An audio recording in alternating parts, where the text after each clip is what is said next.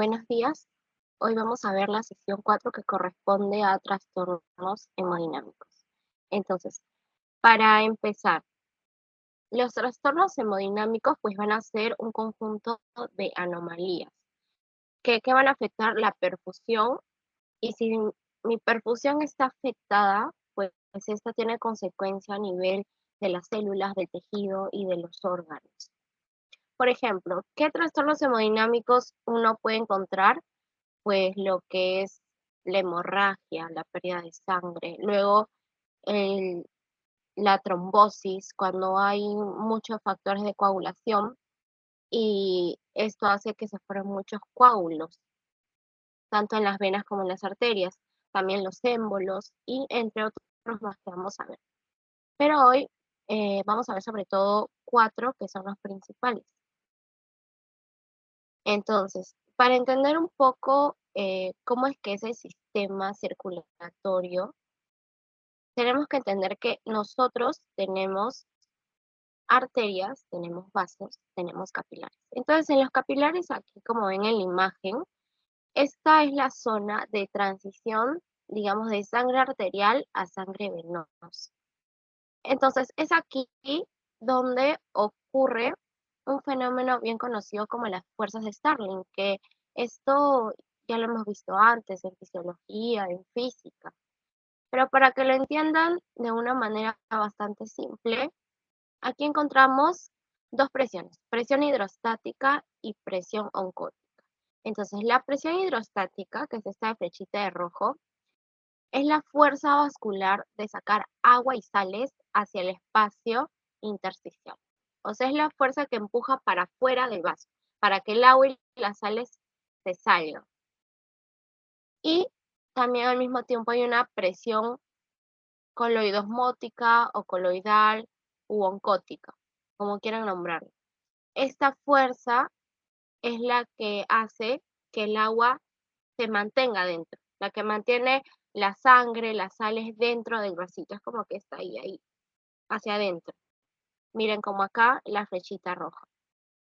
Entonces, la presión hidrostática que saca y la presión oncótica que digamos mete, se deben mantener en un equilibrio para que no haya una extravasación, para que el contenido vascular se mantenga entre las arterias, entre las venas. La presión oncótica está más que todo, depende de las proteínas plasmáticas. ¿Quién sabe cuál es la principal proteína plasmática? Me la dicen por el chat o prenden su micro, por favor. ¿Quién sabe?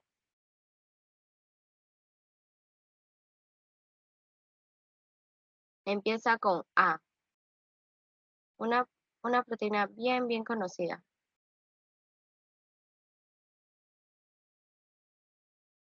Muy bien, yo mira, sí, la albúmina. Es verdad que existen muchas más, pero casi el 70% de las proteínas plasmáticas pues son la albúmina. Entonces, si mi albúmina está baja, la presión coloidosmótica pues también disminuye. Entonces, para que entiendan a modo de resumen, fuerzas de Starling, presión hidrostática, saca el agua, presión oncótica, mantiene el agua dentro del vasito sanguíneo. Y siempre en la normalidad, estas están en equilibrio.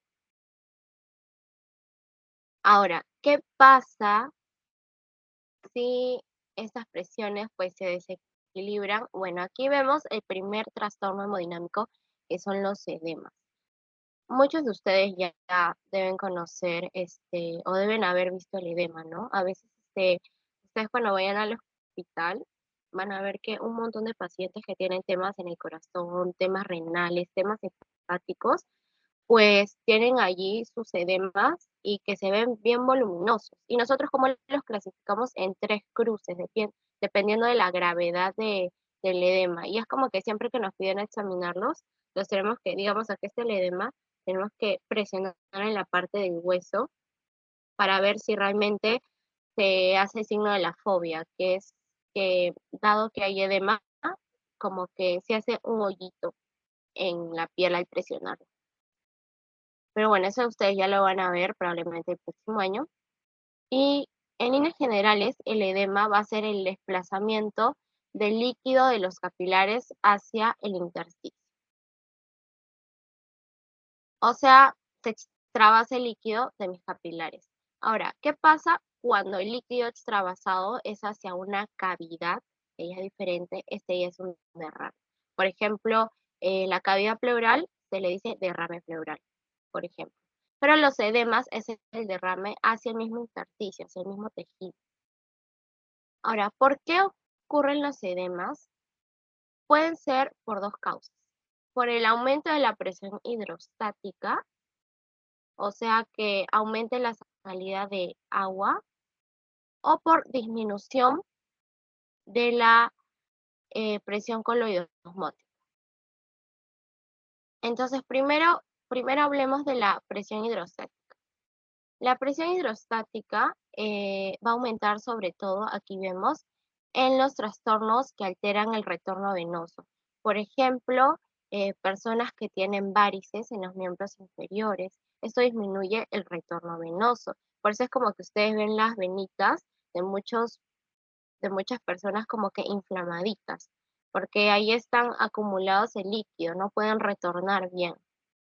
Otra enfermedad que afecta a nivel sistémico el retorno venoso es la insuficiencia cardíaca congestiva.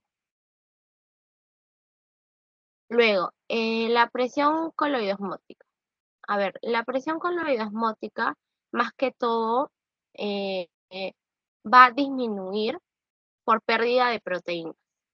Nosotros sabemos que la principal proteína pues es la albúmina, ya les comenté. Entonces, ¿cuándo puede mi cuerpo perder proteínas?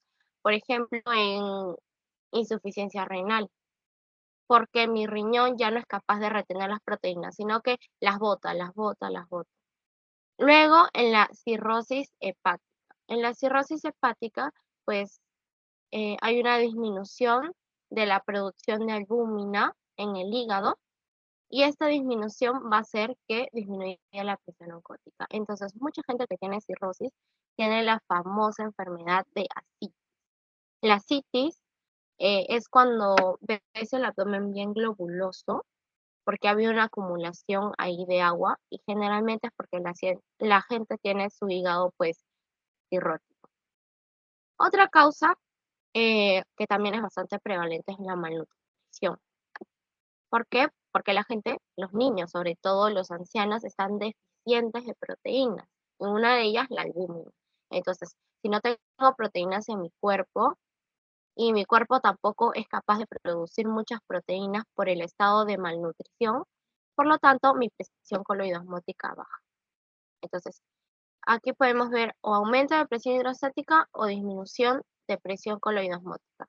Ahora, es verdad que algunas veces eh, va a haber agüita en el intersticio, pero quien se va a encargar de recoger esa agüita es el sistema linfático.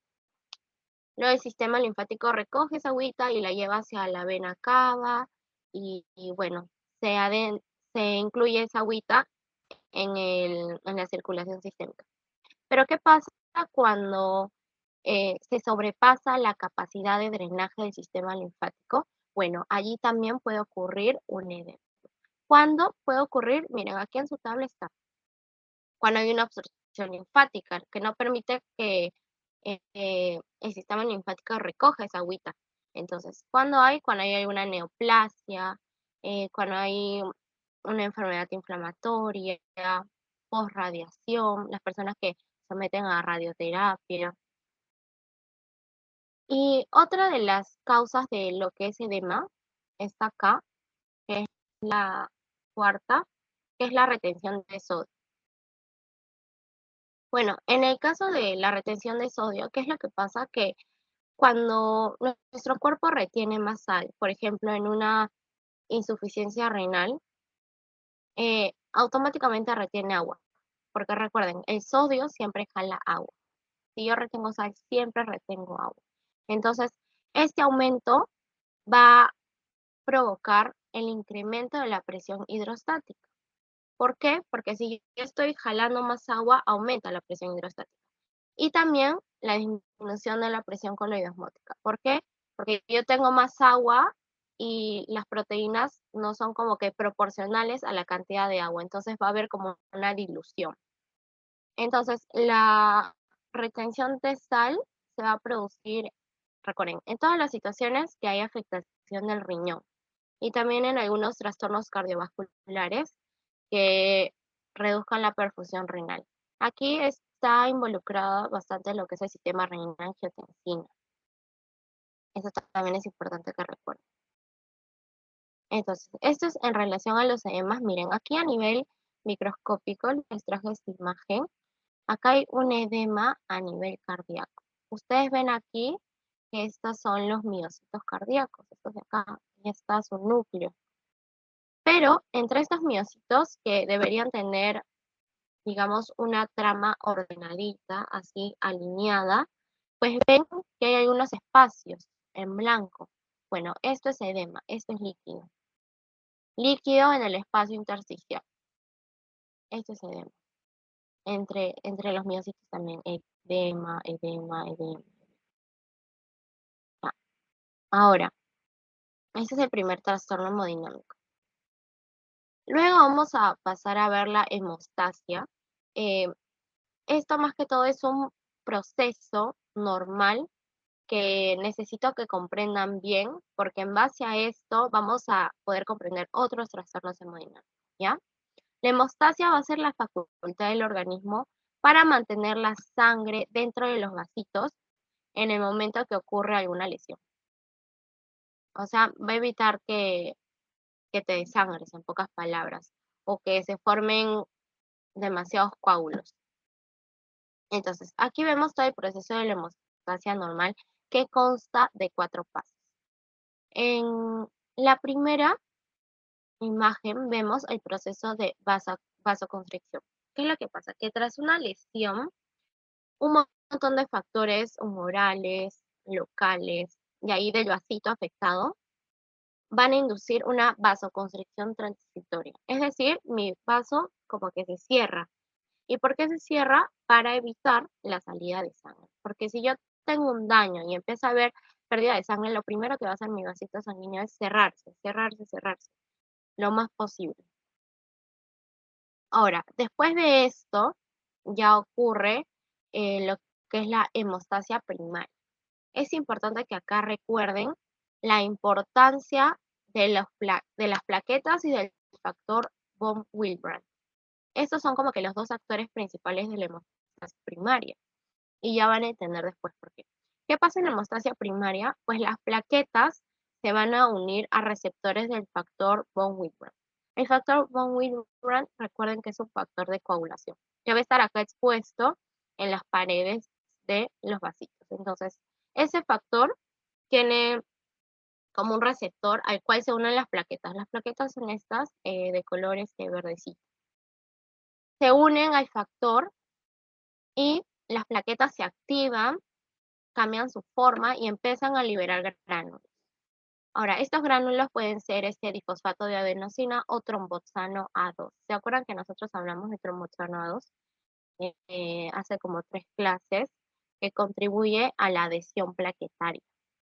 Entonces, mis plaquetas liberan estos componentes e inducen más agregación plaquetaria. O sea, las plaquetas atraen más plaquetas para formar el tapón hemostático primario, que es como, no es exactamente una cicatriz, perdón, un coágulo, sino es como que, digamos, un coágulo primario.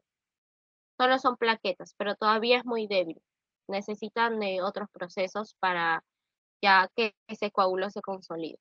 Entonces, en la hemostasia primaria se forma el tapón hemostático primario. Luego está la hemostasia secundaria. La hemostasia secundaria también es muy importante que se acuerden que acá interviene toda la cascada de coagulación, que lo vamos a ver en la siguiente diapositiva. Para líneas generales, en mi hemostasia secundaria participan mis factores de coagulación. Esos son los protagonistas.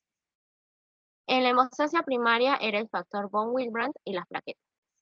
En la hemostasia secundaria son mis factores de coagulación. Y también otro protagonista muy importante, el factor tisular. Entonces, Aquí el factor tisular se va a unir a un factor de coagulación, que es el factor 7, y lo va a activar, conduciendo a una serie de cascadas que finalmente va a terminar en la formación de trombitis. ¿Se acuerdan que en la hemostasia primaria lo que formábamos era un tapón hemostático primario? Bueno, en la hemostasia secundaria lo que se forma es el tapón hemostático secundario, que está básicamente conformado por lo que es fibrina y más plaquetas. Y finalmente está el cuarto paso de,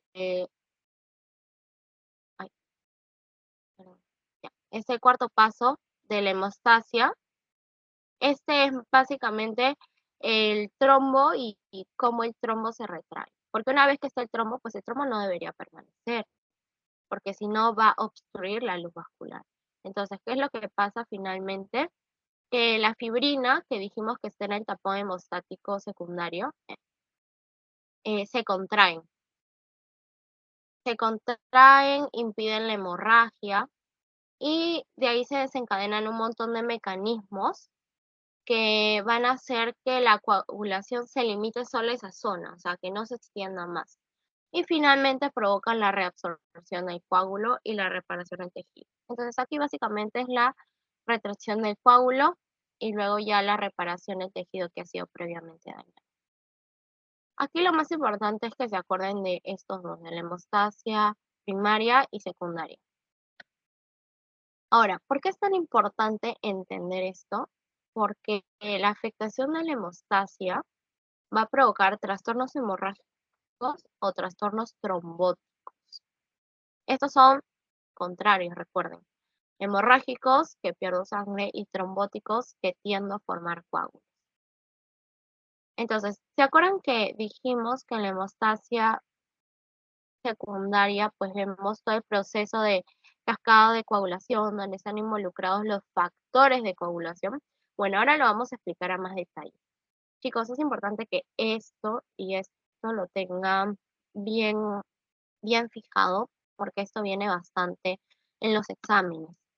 Y también que entiendan a qué nivel eh, participa las plaquetas, a qué nivel participa el factor von Willebrand, a qué nivel participan los factores de coagulación, porque esos fijos sí les van a preguntar.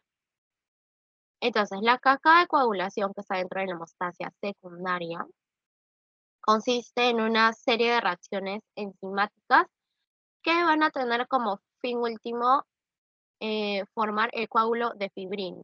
Recuerden, la fibrina es el principal componente de un coágulo. Entonces, yo sí o sí necesito formar fibrina para formar mi coágulo. Y aquí es muy interesante porque acá hay dos vías, la intrínseca y la extrínseca. En la vía intrínseca, como aquí vemos en la imagen, se va a iniciar tras un daño vascular con exposición de superficies cargadas negativamente. Es decir, me hago una herida por ahí, hay exposición superficial y entonces esa exposición superficial va a relacionarse con factores de contacto, que son estos. Entonces, ¿quién va a iniciar todo? El factor 12. El factor 12 se activa. Si ustedes ven la A, significa activado. Factor 12 activado. Este factor 12 va a activar a su vez al factor 11. ¿Ven? Factor 11 se activa. Factor 11 activado. Y el factor 11 activado a su vez activa el factor 9. Factor 9 activado. Ahora, el factor 9 se va a unir con un cofactor, que es el factor 8 activado, este de verde. Miren, factor 9 activado se une con factor 8 activado y formarán un complejo enzimático. Este complejo 9 y 8 activado se llama también complejo 10-ASA. ¿Por qué? Porque va a activar al factor 10. Aquí está el factor 10.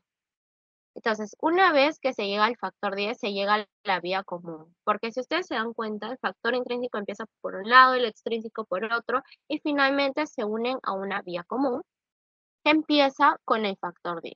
Entonces, mi factor 10 ASA activa el factor 10 y ahí empieza la vía común, que la voy a explicar después. Entonces, ya sabemos cómo es que se activa mi vía intrínseca. Ahora vamos a ver cómo es que se activa la vía extrínseca. La vía extrínseca se inicia cuando la lesión tisular expone al factor tisular. Es como que la pared de mi vasito ha sido dañado y ahí expone al factor tisular. El factor tisular con el factor 7, miren, aquí es el factor 7, formarán un complejo enzimático que se llama factor 10 ASA. Factor 7 activado con el factor este, tisular. Aquí está.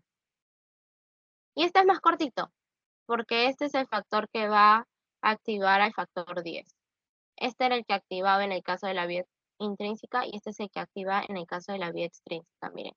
Y llegan a la vía común, que es la activación del factor 10. Entonces, sinceramente yo les digo que lo que me preguntan es la vía extrínseca y justo es la más cortita, pero también es importante que entiendan qué factor activa al otro, ¿no? Entiendan toda la cascada. Entonces, ¿qué pasa cuando mi factor 10 en la vía común ya ha sido activado? Ha sido activado y se une a un cofactor. ¿Qué es este de verdecito? Los cofactores están de verdecito. El cofactor es el factor 5 activado. Y estos forman un complejo. Esto se llama complejo protrombina. ¿Por qué? Porque el complejo protrombina, conformado por el factor 10 y 5 activados, va a actuar sobre la protrombina. ¿Y en qué la va a convertir? En trombina. Ahora, ¿para qué sirve la trombina? Bueno, la trombina sirve porque actúa sobre el fibrinógeno. Actúa sobre el fibrinógeno, lo activa y forma la fibrina. ¿Y para qué dije yo que necesitaba la fibrina? Para formar mi coágulo. Entonces, recapitulando, porque a veces nos podemos buguear con estas cosas. Este factor protrombina, conformado por el factor 10 activado y el factor 5 activado, va a actuar sobre la protrombina, convirtiéndola en trombina. Luego mi trombina va a hacer que el fibrinógeno se convierta en fibrina. Y mi fibrina finalmente va a formar el coágulo de sangre. Por ejemplo, ustedes les pueden preguntar, eh, ¿cuándo empieza la vía común? Bueno, factor 10, ¿no? ¿Cuáles son los que participan en la vía extrínseca? Factor tisular, factor 7. ¿Por qué está conformado el complejo protrombina? Ya ustedes saben. ¿Cuál es el producto de la cascada de coagulación? Formar mi fibrina para mi coágulo. Antes de pasar al siguiente punto, quiero, por favor, que me confirmen si es que han entendido bien la parte de homeostasia y de cascada de coagulación, chicos, porque es importantísimo que lo comprendan para ver lo demás. Mientras tanto voy a cargar mi esto. Ya. ¿Han entendido hasta allí o hay alguna preguntita, algo para aclarar antes de seguir?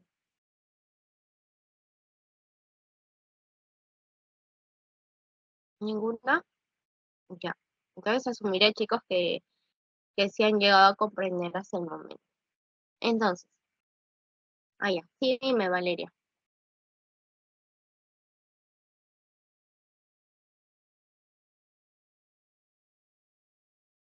A ver, voy a leer el chat. ¿Puedes volver a explicar la cascada de coagulación? Ya. Sí, claro. Vaya. Vamos a comprender, les voy a explicar más a detalle aquí la cascada de coagulación, ¿ya? Entonces, mi cascada de coagulación estaba dentro de este proceso de homeostasia secundaria. ¿Se acuerdan? Vimos que hay primaria, hay vasoconstricción, hay homeostasia primaria, secundaria y contracción del coágulo. Entonces, enfóquense en este punto. La cascada de coagulación está allí. Entonces, aquí van a ocurrir una serie de reacciones enzimáticas donde van a participar factores, cofactores, que finalmente tienen el objetivo de formar, aquí está, el coágulo de fibrina, ¿ya? Ese es el fin último. Ahora, la cascada de coagulación pues va a contar de 2 vías, dependiendo también pues de cómo es que ocurre el daño y todo eso.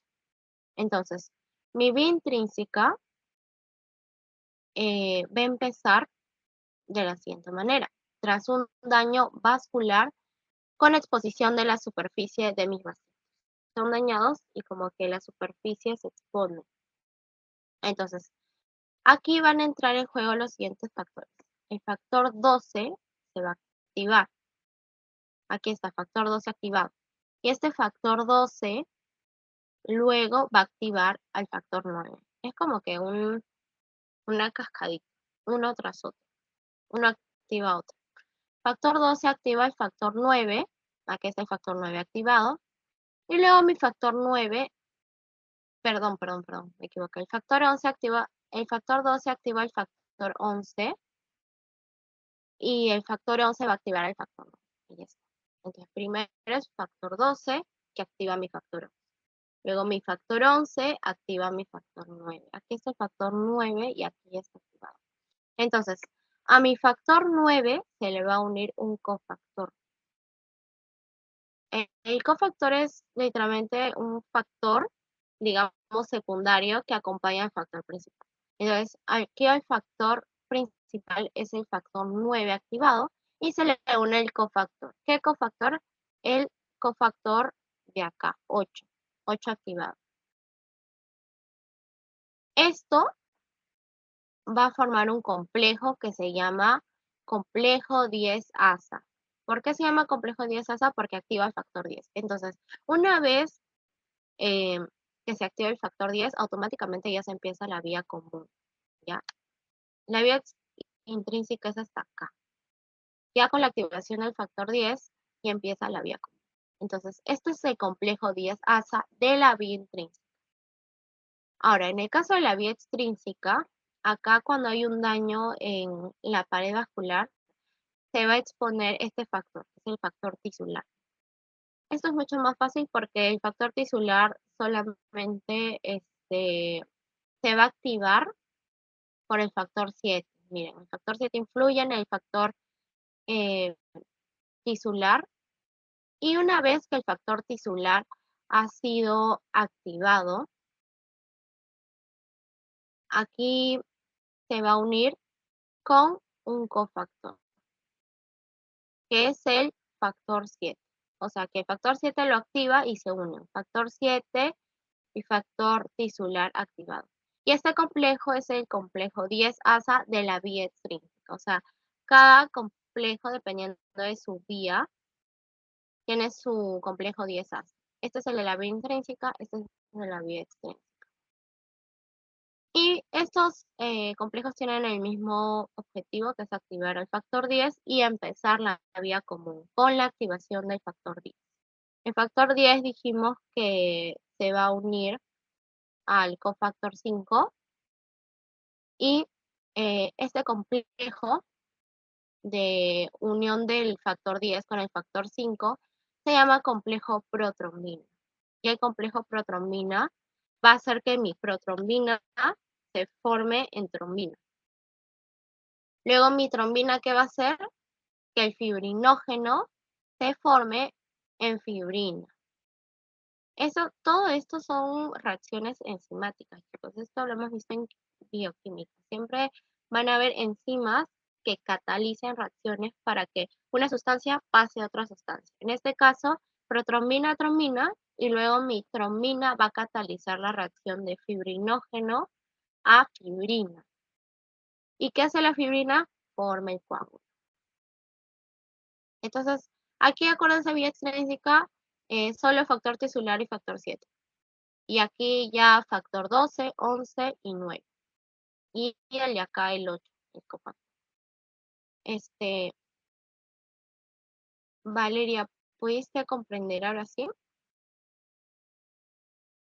¿Me confirmas, por favor?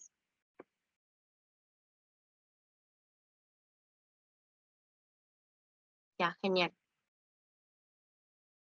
Entonces, de nada.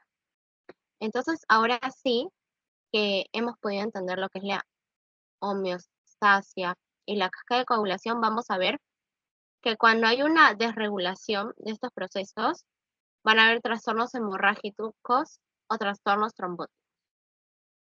Primero vamos a empezar con lo que son los trastornos hemorrágicos.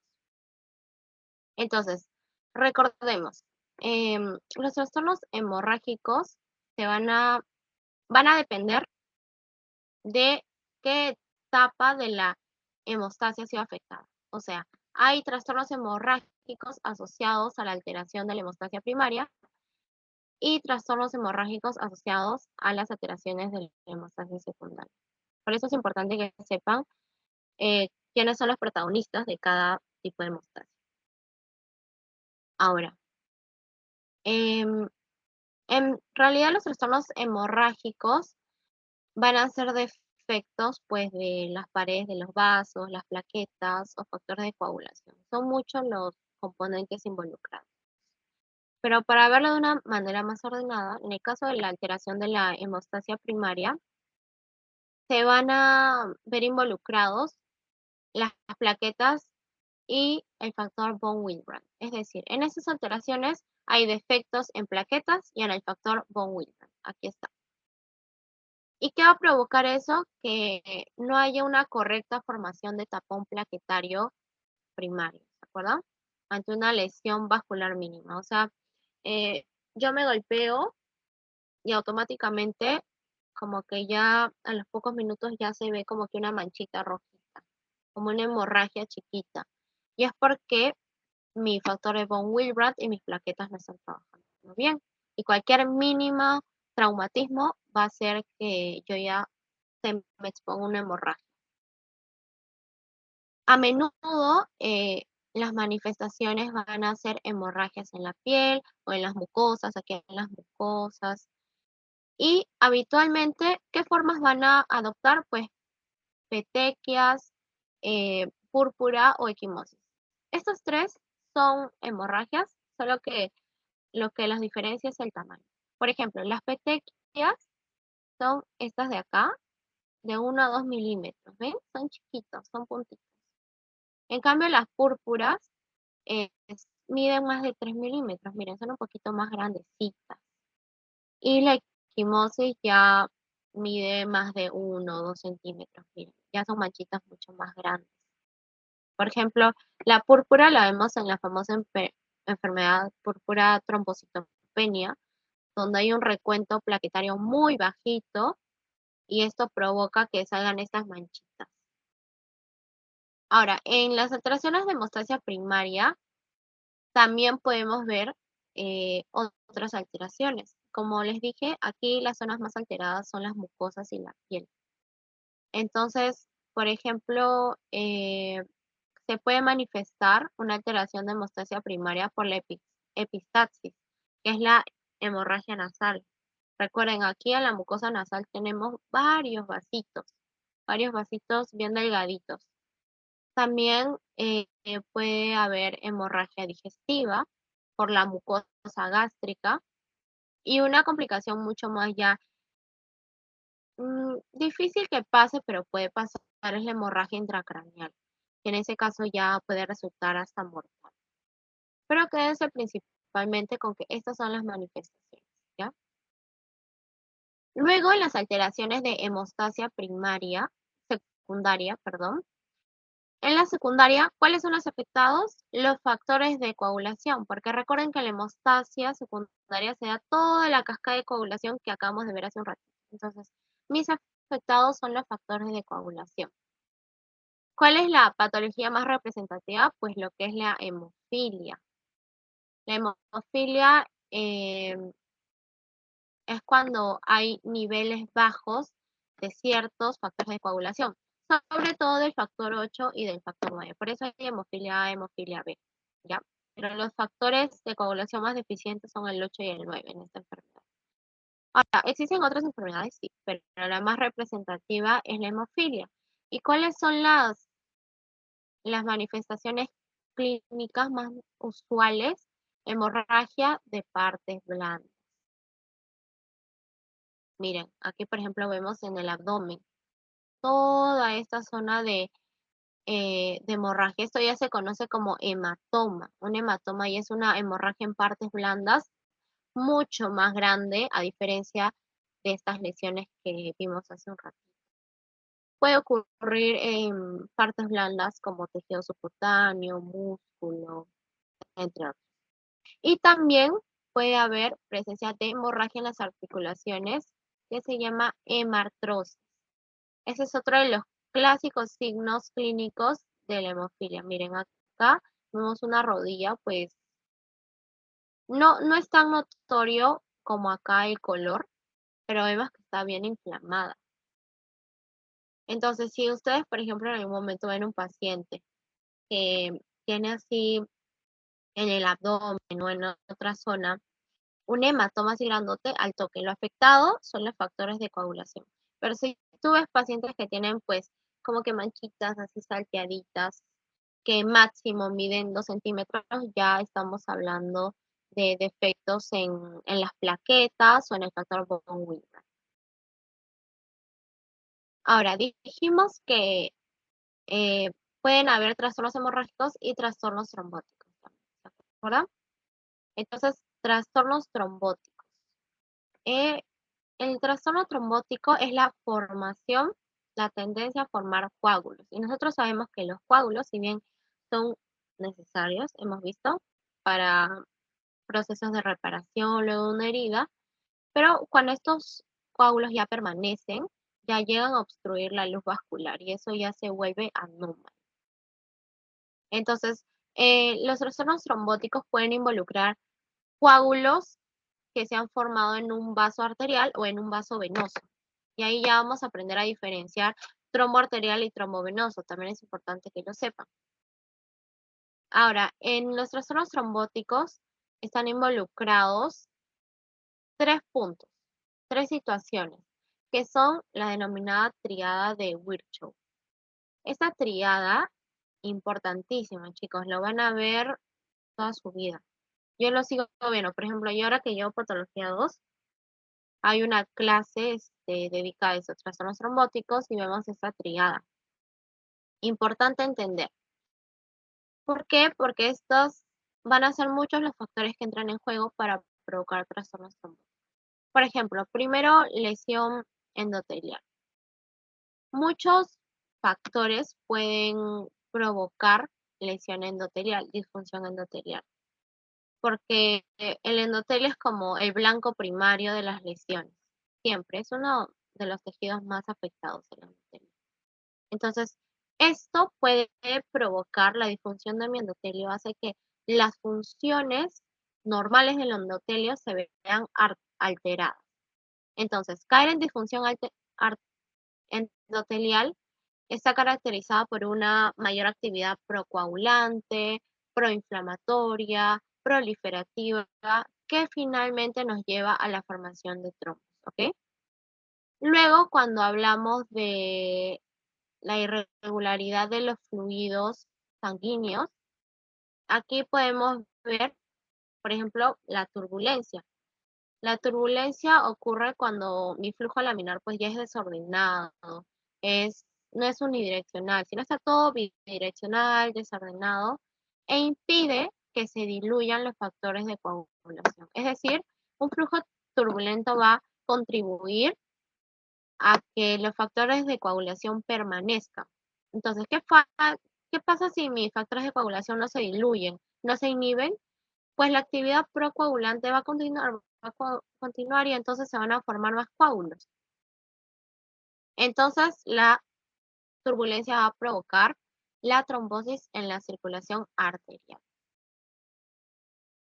La éstasis ya es lo que causa trombosis en la circulación venosa. estasis en circulación venosa y trombosis en circulación arterial. ¿Ya? Y el tercer punto es la hipercoagulabilidad, que es básicamente la predisposición a formar trombos. ¿Y cómo es esto? La hipercoagulabilidad está dada por causas primarias, que son causas genéticas, alguna mutación en algún gen, o causas secundarias, que son causas adquiridas. Por ejemplo, ¿cómo un paciente puede tender a formar coágulos? Un paciente postrado, ¿verdad? Eh, con varices, que disminuye el retorno venoso y que puede tender a formar coágulos. Un paciente con fibrilación auricular, porque a veces en la fibrilación auricular, pues yo tengo mi aurícula derecha dilatada. Entonces, como es tan irregular el funcionamiento, a veces como que bota coágulos, bota trombitos. Eso es también un factor de riesgo para la enfermedad trombótica. Y bueno, aquí vemos en la parte derecha lo que es a nivel microscópico histopatológico un coágulo sanguíneo. Importante que sepan sus características básicas. Mi trombo va a estar adherido al endotelio de la pared. Ya cuando se desprende, ya pasa a llamarse émbolo. Pero siempre que esté adherido, miren, aquí está adherido, eh, se va a llamar trombo. Y puede estar ocluyendo parcialmente o totalmente la luz vascular. Ahora, ¿por qué está conformado mi trombo? Bueno, por eritrocitos, por todos los componentes sanguíneos, linfocitos, eritrocitos, plaquetas, fibrina, sobre todo fibrina, no se olviden. Y aquí, yo no sé si notan aquí, estas líneas blanquitas, estas son las líneas de SAN, son las laminaciones, las famosas líneas de SAN que pueden ser claras o oscuras. Cuando son claritas es porque tienen fibrina. Cuando son oscuras es porque tienen glóbulos rojos y por eso tienen un color más oscurito, más rojizo. ¿Por qué es importante saber las líneas de SAN? Por ejemplo, cuando se biopsia un paciente y se le empieza a revisar alguna arteria ahí ocluida por un trombo y tiene las líneas de SAN, significa que este trombo ha sido formado cuando el paciente todavía estaba vivo. Entonces ahí se puede deducir que ese trombo ha sido la causa de muerte del paciente, que le ha provocado un infarto o alguna otra enfermedad. Pero cuando mi trombo no tiene las líneas de SAN, es un trombo post-mortem, o sea, que ha sido formado después de que el paciente falleciera. Entonces las líneas de SAN me ayudan a identificar en qué momento el trombo ha sido formado. Eso sobre todo para la gente que trabaja en la morgue, pues, ¿no? Los patólogos que trabajan ahí. Y también es importante saber que el trombo rojo es de origen venoso y el trombo blanco es de origen arterial. Este, por ejemplo, es un trombo venoso, rojizo. No encontré si una imagen de trombo blanco, pero seguro en el libro hay, para que lo revisen. Porque eso también probablemente les pregunten en su examen, ¿ya? Y continuando con lo que es trastornos trombóticos, importante saber la evolución de un trombo. Importantísimo. Este punto es importantísimo, así que por favor manténganse atentos. Si el paciente sobrevive a la trombosis inicial, si se le logra salvar al paciente, porque ya saben que a veces cuando el trombo invade lo que son arterias importantes de una manera no parcial, sino total, puede causar una muerte por el flujo sanguíneo tan reducido. Pero si mi paciente logra sobrevivir, en los siguientes días y semanas el trombo va a estar pasando por una serie de procesos. Aquí está el trombo normal. ¿Qué puede pasarle a mi trombo? Que sufra de propagación. ¿Qué es la propagación? Cuando los trombos se acumulan y se llenan de más plaquetas, más fibrina y siguen creciendo. O sea, los trombos se van uniendo y crecen porque hay más plaquetas, porque hay más fibrina. Luego, ¿qué también puede ocurrir? El proceso de embolia, tromboembolismo. ¿Qué les dije que era un trombo y un embolo? Un trombo cuando está unido al endotelio. pero un émbolo ya es cuando los trombos se desprenden y viajan hacia otros lugares.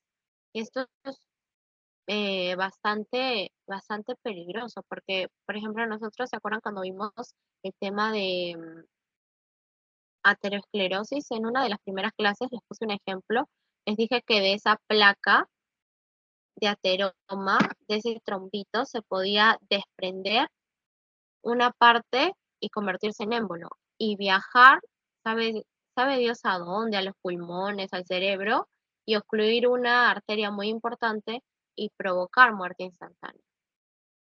Entonces, ese es el proceso de tromboembolismo.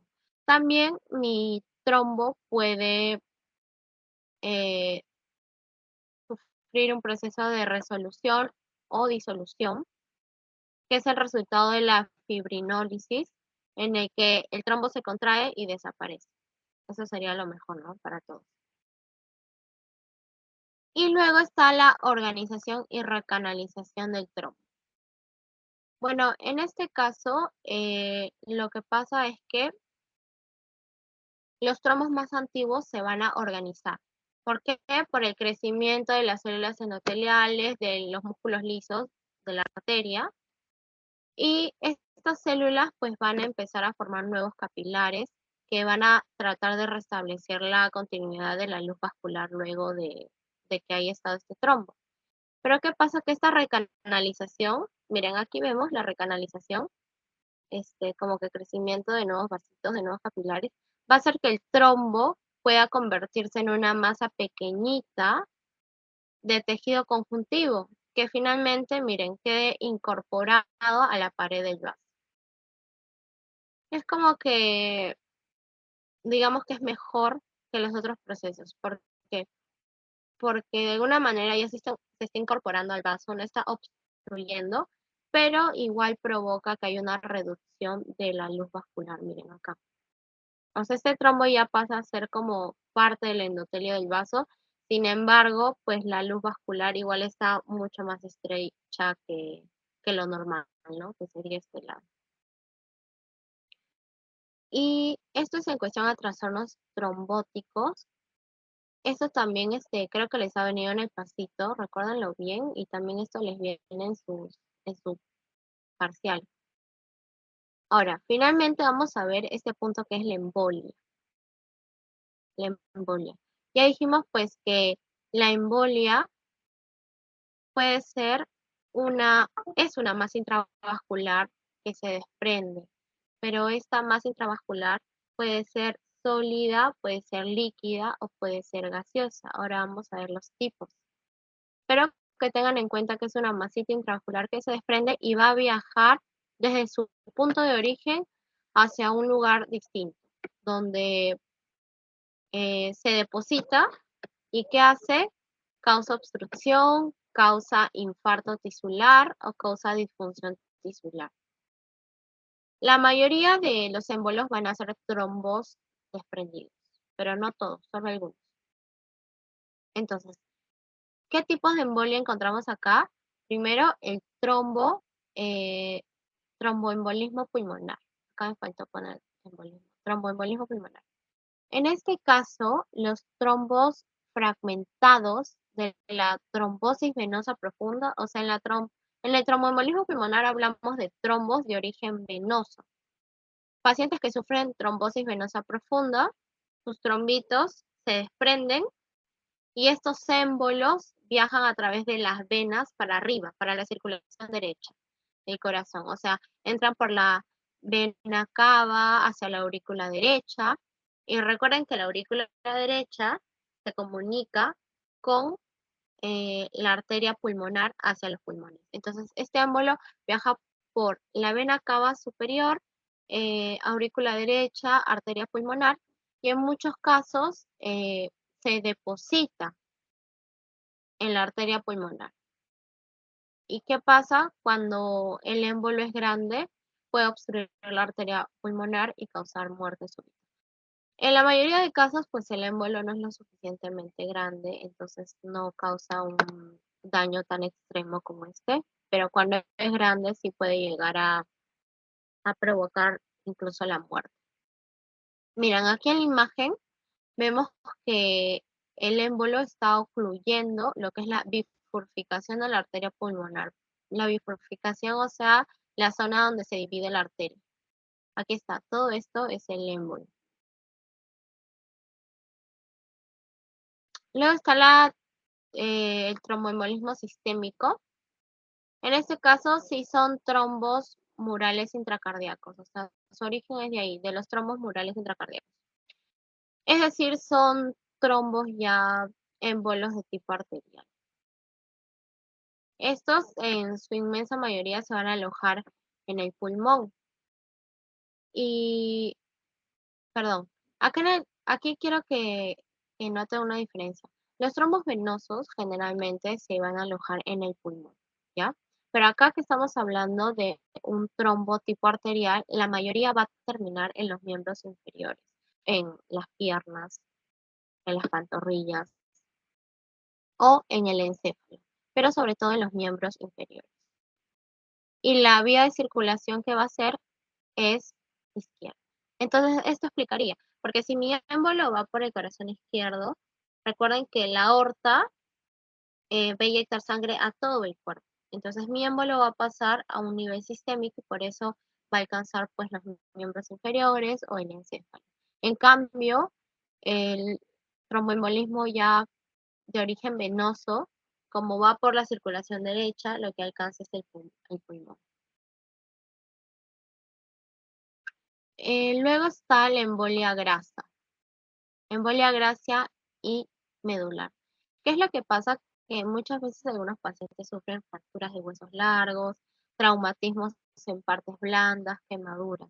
Entonces, estas lesiones van a hacer que se rompan los sinusoides vasculares en la médula o pequeñas vénulas, que van a hacer que la médula o el tejido adiposo se introduzcan en el espacio vascular y alcancen los pulmones. Entonces, básicamente es por estos procesos traumáticos que pueden ocurrir que hacen que un pedacito de médula o un poco de tejido adiposo se introduzcan en el espacio vascular. ¿Y qué es lo que van a afectar sobre todo? El pulmón, el encéfalo. Su vía de transmisión, digamos, de este émbolo de recorrido son los sinusoides, venas medulares a la circulación sistémica, o sea, por el corazón izquierdo. Y luego está la embolia gaseosa, porque nosotros dijimos que el émbolo puede ser líquido, sólido, gaseoso. Bueno, las burbujas de gas que están dentro de la circulación pueden empezar a unirse. O sea, es normal que por ahí encontremos alguna burbujita intravascular, pero ya con estas burbujitas se empiezan a unir, unir, unir, ya forman masas espumosas que obstruyen el flujo vascular y causan lesiones isquémicas de tipo distal. Entonces aquí la vía de circulación va a ser de tipo venosa, por el ventrículo derecho y hacia la circulación pulmonar.